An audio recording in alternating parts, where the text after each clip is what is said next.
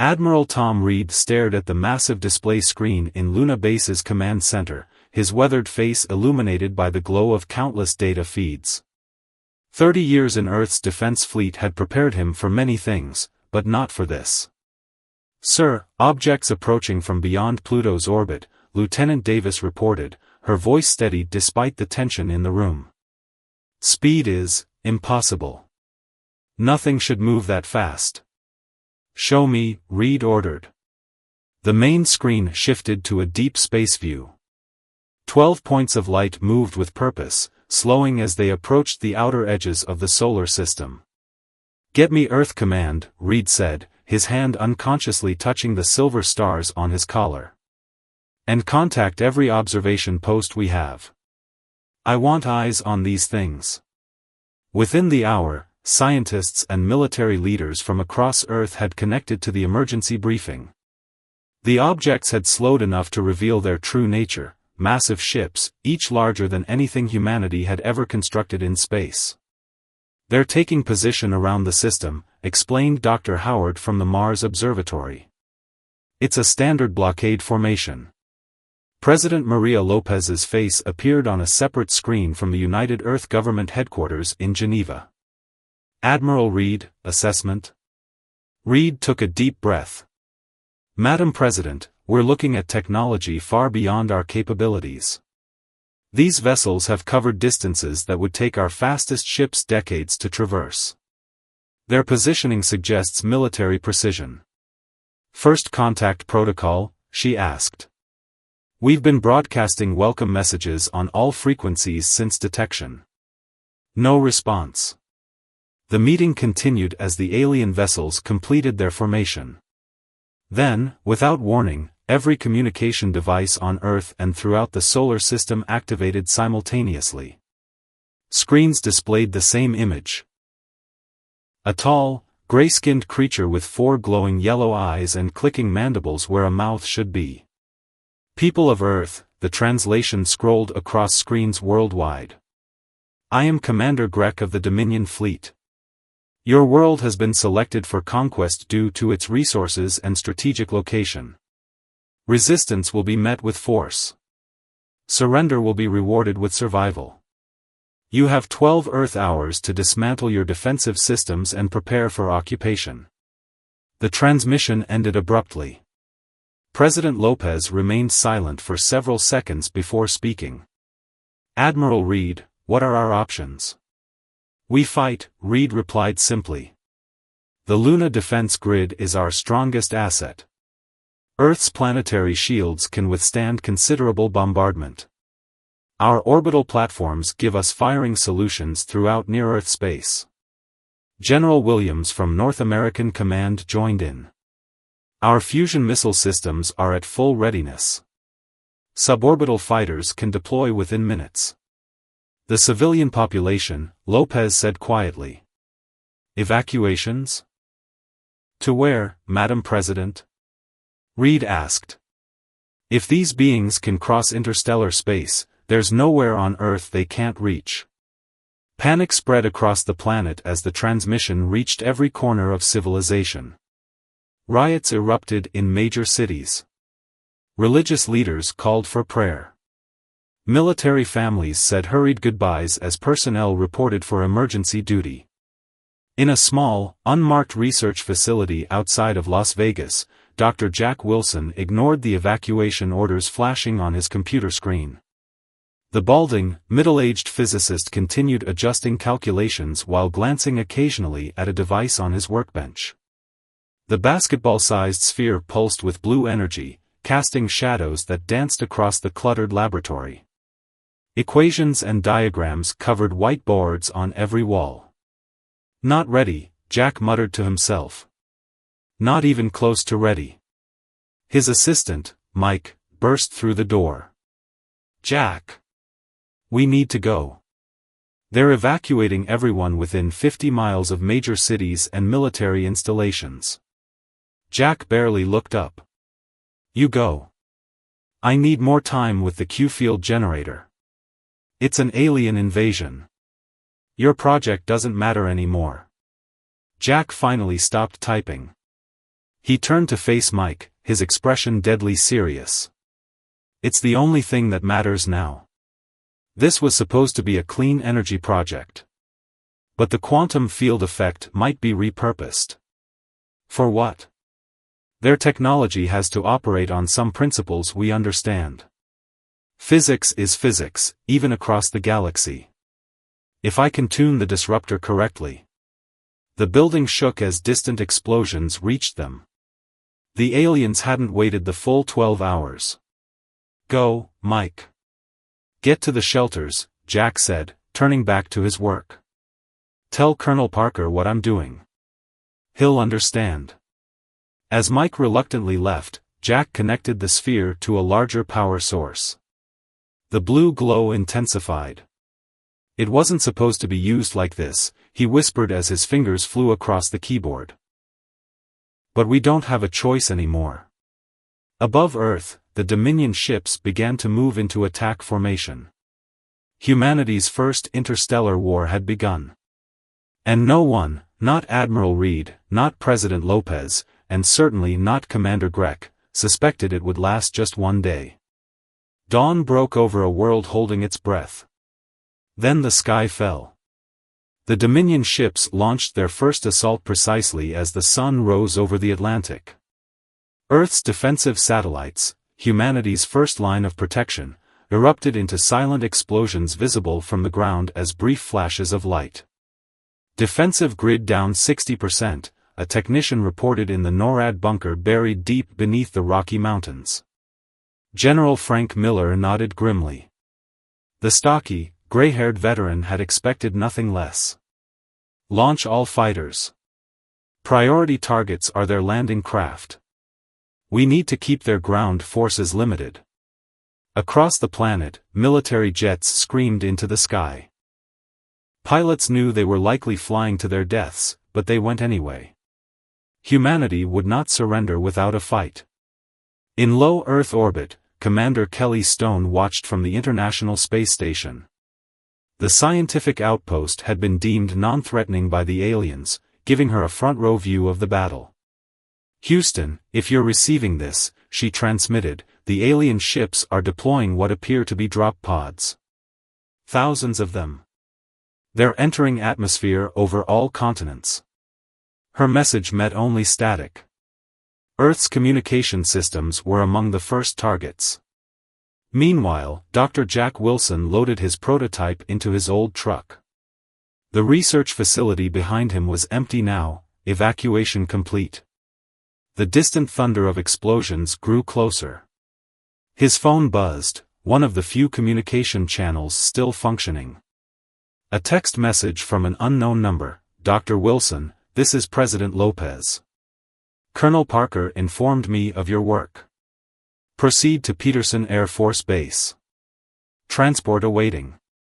Authorization code, November Echo Victor Alpha Delta Alpha. Jack started the truck and sped away as alien aircraft appeared on the horizon. At Peterson, a helicopter was waiting. The president says you have something that might help, the pilot shouted over the rotor noise. Maybe, Jack replied, clutching the lead-lined case containing his device. If I can finish it in time. The chopper lifted off just as the first alien pods landed near the base perimeter. Soldiers engaged the emerging invaders, tall, armored figures wielding weapons that fired pulses of energy. In the air above North America, the battle was already being lost. Human fighters, despite their pilots' skill and courage, were no match for the alien craft.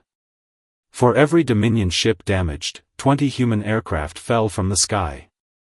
As Jack's helicopter flew toward the last secure facility in Colorado, he watched the devastation below. Towns burned.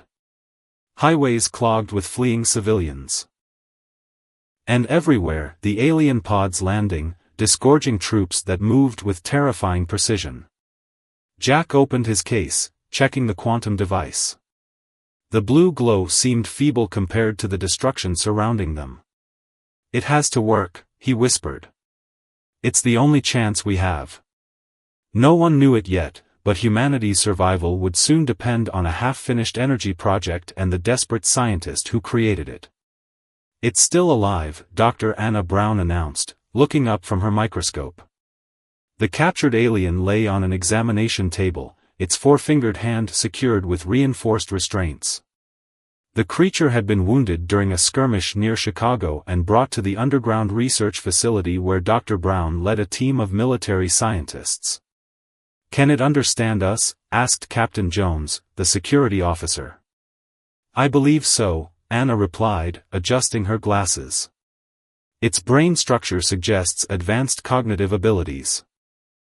The translation device we found in its armor might help us communicate." The alien's yellow eyes tracked their movements. Unlike Commander Grech from the transmission, this soldier had lighter gray skin with blue markings. Its breathing seemed labored in Earth's atmosphere. Anna adjusted the air mixture in the room, adding more nitrogen and increasing the pressure. The alien's breathing eased. "The guards have been calling it Max," Captain Jones mentioned. Anna connected the translation device to her computer. After several attempts, a mechanical voice emerged. "Why, help wounded enemy," the voice translated. Anna stepped closer. "We want to understand. Why attack our world?" The alien made clicking sounds that the device translated. "Dominion expands. Always expands. Hundreds of worlds before yours. Just for resources?" Anna asked. "Resources. Strategic position. New outposts needed." Captain Jones leaned forward.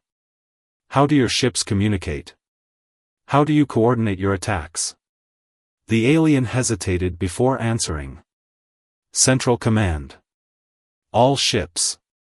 All soldiers. One signal." Anna and Jones exchanged looks. This could be important. Meanwhile, at the Colorado facility, Dr. Jack Wilson met with military engineers. His quantum device sat on a workbench, partially disassembled. It was designed to create cheap, clean energy, Jack explained to Colonel Roberts.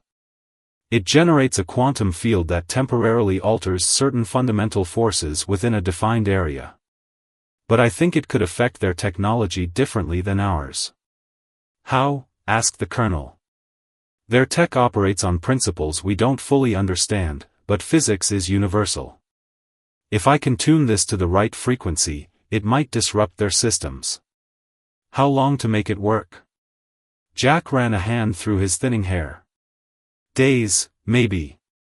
But we don't have days." Across the globe, resistance efforts began organizing. In Tokyo, former soldier Kenji led a group that discovered the alien's armor had a weak point at the joint connecting the helmet to the body. In Rio, citizens found that high-pressure water could temporarily blind the alien optical systems. Small victories amidst overwhelming defeat. On the main command ship orbiting Earth, Commander Grech received reports of these isolated resistance efforts. He dismissed them as inconsequential. The Dominion had conquered hundreds of worlds before. This one would fall like all the others. Grech had no way of knowing that Max, their captured soldier, had just provided the key to humanity's survival. The war was 18 hours old. 6 hours remained before everything would change.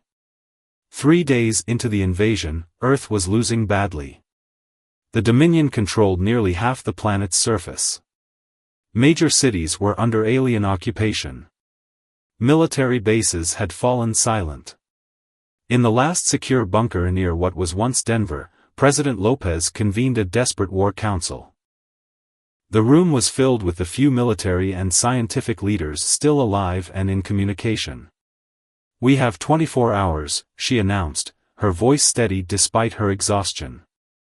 "The Dominion has issued an ultimatum: surrender, or they begin what they call biological cleansing of major population centers." General Miller slammed his fist on the table. "We've lost 70% of our forces. Conventional warfare isn't working." Dr. Wilson stepped forward, placing his quantum device on the table. This might be our only chance. It's designed to disrupt quantum fields, which should affect their technology. The problem is range, he continued. It only works within a limited area. To affect all their forces simultaneously, we'd need to amplify the signal. Most of our satellite network is destroyed, General Miller pointed out. Dr. Brown, who had joined them from Chicago with her research on the captured alien, spoke up. What if we use their own network against them? Max told me their entire invasion force relies on a central command signal. Can we hijack it? President Lopez asked. Possibly, Dr. Brown replied. But someone would need to place this device at the source, their main communication array on the command ship. The room fell silent. The implication was clear, a suicide mission. Lieutenant Ben Harris, a former astronaut and Special Forces operator, stood up. I volunteer to lead the team. We can use a modified stealth shuttle. It might avoid their detection if we time it right. President Lopez looked at each face in the room. This is our last option. If this fails, we surrender to save what's left of our people. The plan quickly took shape. Dr. Wilson would finish configuring his device while engineers modified a shuttle. Dr. Brown would use information from Max to help the team navigate the alien ship. And resistance groups worldwide would coordinate simultaneous attacks to distract the Dominion forces. Lieutenant Harris selected his team, Dr. Wilson to operate the device, communications expert Lisa Park to handle alien tech interfaces, and 3 Special Forces soldiers for security. As they prepared, Commander Grech appeared on the few functioning screens worldwide. His mandibles clicked as he spoke. Humans. Your resistance is pointless. You have 24 hours to surrender your governments and military assets. After that, we begin cleansing operations. The transmission ended. In the preparation room, Lieutenant Harris looked at his small team. We leave in 3 hours. If this works, the war ends tomorrow. No one mentioned that it would likely end tomorrow either way. As Dr. Wilson made final adjustments to his device, he whispered to himself, one day. That's all we need. The stealth shuttle launched during Earth's coordinated attack. As resistance fighters worldwide engaged Dominion forces with everything from military hardware to homemade explosives, Lieutenant Harris piloted the small craft away from the planet. Approaching orbital debris field, Harris announced. Using it for cover. The shuttle slipped between destroyed satellites and space station fragments, the remains of humanity's presence in space. The debris provided both camouflage and danger as they navigated toward the massive Dominion command ship. Dr. Wilson clutched his device, now modified to interface with alien technology. Once we're in, we'll have 20 minutes before they detect the energy signature. Lisa Park studied the ship schematics they developed based on Max's information. There's a maintenance hatch near the propulsion section. Security should be minimal. The 3 Special Forces soldiers, Cooper, Rodriguez, and Taylor, checked their weapons one last time. They carried conventional firearms with special rounds designed by Dr. Brown to penetrate alien armor. We're approaching the target, Harris said, his voice steady despite the massive alien vessel filling their view screen. No signs they've detected us. The shuttle matched speed with the command ship, approaching the maintenance hatch. With practiced precision, Harris brought them alongside. A metallic clang signaled connection. Suits on, he ordered. Remember, their atmosphere will be toxic to us. The team sealed their helmets and prepared to board. The hatch opened easier than expected, the aliens apparently never considered someone might try to enter their ship.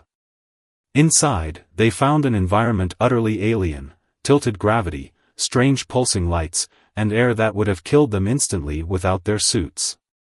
They moved carefully through corridors lined with technology beyond human understanding. Lisa connected her tablet to an access port. I'm in their system. creating a distraction now. Alarms suddenly blared in a distant section of the ship.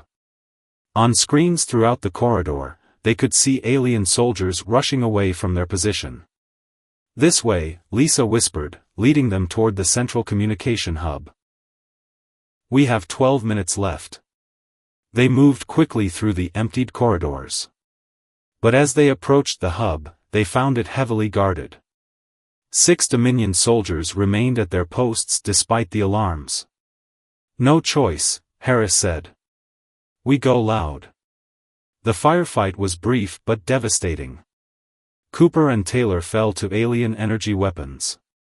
Rodriguez took a hit to the leg but continued firing, providing cover as the others advanced. Harris took a grazing hit that cracked his helmet visor. Emergency sealant deployed, but he was running out of time. "Almost there," Lisa called, bypassing the final security door. The central hub opened before them, a massive chamber filled with pulsing technology centered around a glowing column. "That's it," Lisa pointed. "Their central communication array." Dr. Wilson rushed forward, his hands shaking as he connected his device to the alien technology. "For minutes to get out of here," he announced, activating the quantum disruptor. Blue energy began to flow from the device into the alien systems. This ship is about to become very unhappy. The invasion of Earth had lasted 3 days and 18 hours. In 4 minutes, it would effectively be over. The quantum disruptor pulsed with blue energy as it integrated with the Dominion's communication array. Within seconds, cascading failures spread throughout the network. The ship's lights flickered. Alien voices shouted in confusion. On Earth, the effect was immediate and dramatic. Dominion weapons suddenly powered down. Their vehicles stopped moving. Communication systems failed, leaving troops isolated and confused. "It's working!" Dr. Brown exclaimed, watching from the Denver bunker as reports flooded in. Screens showed alien soldiers struggling with malfunctioning equipment. Their entire network is failing. Lieutenant Harris led his remaining team in a desperate race back to the shuttle. Rodriguez limped along, supported by Lisa, while Dr. Wilson followed behind. Harris fought through the pain of his own wound, his cracked helmet making each breath a struggle. 2 minutes until full overload, Wilson gasped as they ran.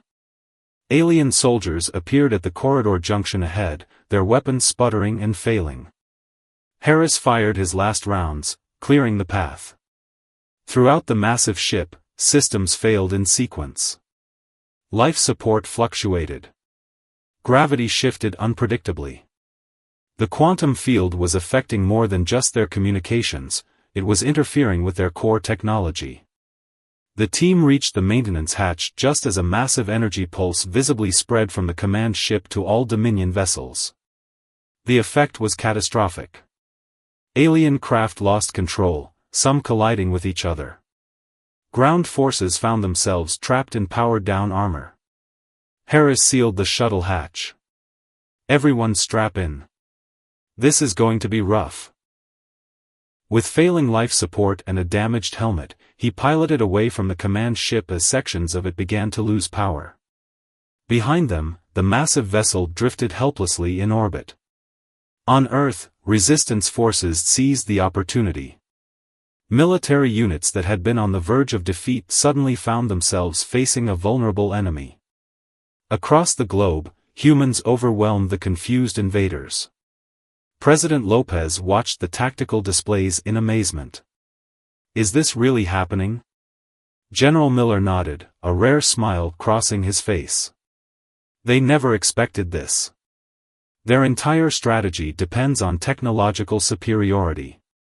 Dr. Brown studied readings from sensors monitoring the Dominion forces. "There's something else happening," she reported. "The aliens themselves seem to be affected by the quantum disruption." "What do you mean?" Lopez asked. "Their biology," Brown explained. "It appears to be partially integrated with their technology. The quantum field isn't just disabling their equipment, it's causing them physical distress." For the first time since the invasion began, hope spread across the room. The war was about to end in the most unexpected way possible. 18 hours after the invasion began, it ended.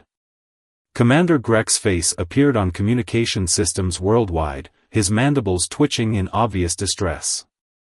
People of Earth, the translation read, the Dominion fleet formally ceases hostilities. Our forces will withdraw immediately. No one believed it at first. After 3 days of brutal warfare, the sudden surrender seemed impossible.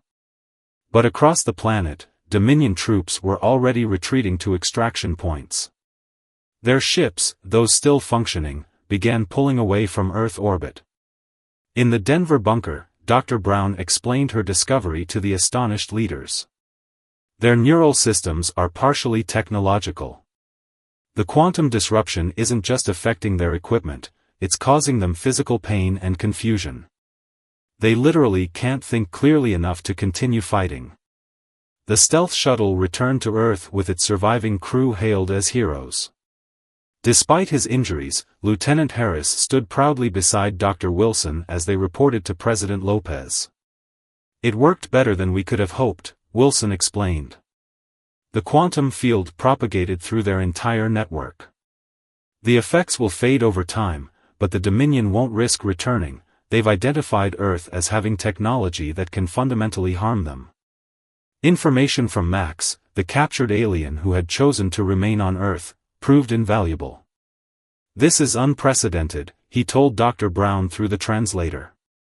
No species has ever defeated the Dominion. Our entire conquest strategy relies on quick victories. We have no protocols for defeat. 1 week later, President Lopez addressed the United Nations amid the rubble of what had once been Geneva. Despite the destruction around her, her message was one of triumph and hope. Today, we've learned that humanity's greatest strength isn't our weapons or technology. It's our adaptability, our creativity in crisis, and our determination to survive. We've earned our place among the stars by defending it. In the months that followed, humans began studying the alien technology left behind.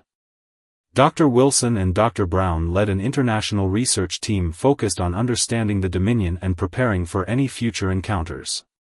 1 year later, Earth launched its first ship built with adapted Dominion technology.